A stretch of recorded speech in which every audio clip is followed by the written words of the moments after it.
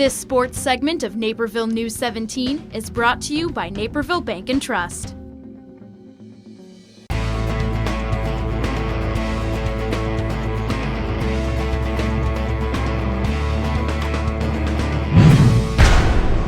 Football season is long over for our area prep athletes, well, at least for high school football. For some of our area players, National Signing Day was in fact just the start of their collegiate careers.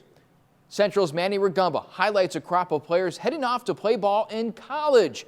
Bennett has a pair of players going to Division I schools. Nequa sends tight end Brett Borski to Western Michigan, and North Central gets another Wildcat in defensive back Zach Greenberg. Speaking of players signing on to big colleges, that is exactly what former Naperville Central Red Hawk Owen Daniels did 14 years ago after quarterbacking the Red Hawks to a 1999 6A state title.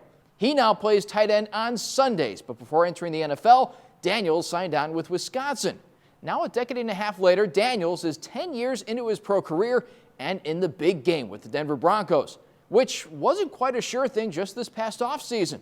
This will be my 10th year, so I'm looking for a team that's a competitor like I did last year, and someone that can really be a challenger for the title. I'm trying to get some hardware for my fingers.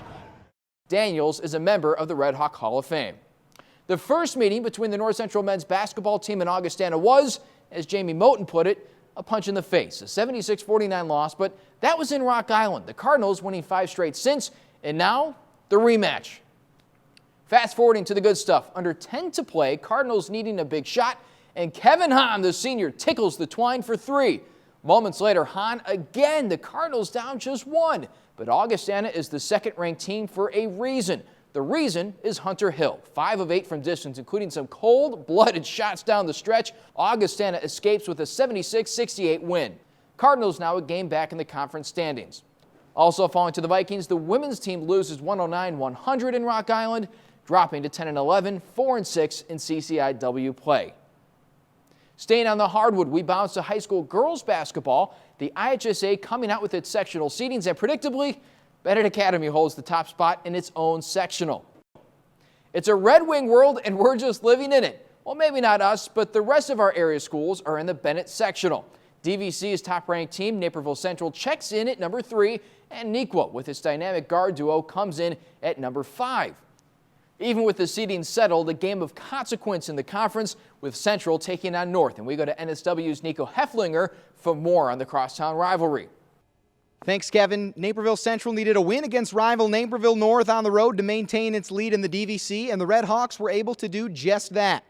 Surviving a strong first and fourth quarter from Naperville North, sophomore Mia Loxtagala chipped in a 17-point performance to go along with a strong outing from the Red Hawk bench. With Wheaton Warrenville South losing to Mattia Valley, it's now Nequa Valley in second place in the DVC, but at 11-2, Naperville Central still has the edge. Reporting from Naperville North, I'm Nico Heflinger for Naperville News 17. Thanks, Nico. The state tourney starts on Monday, February 15th. We finish up in the gymnastics room, where regionals are upon us. Central's Jill Schubert qualifies in the all-around, as did Nequa's Colleen Morrow. Meanwhile, Claire Semojeni will compete in multiple events for the Wabanzi Mattia Co-op, and North's Leah Malloy will compete in the vault. That's it for sports. Back to you, Natalie.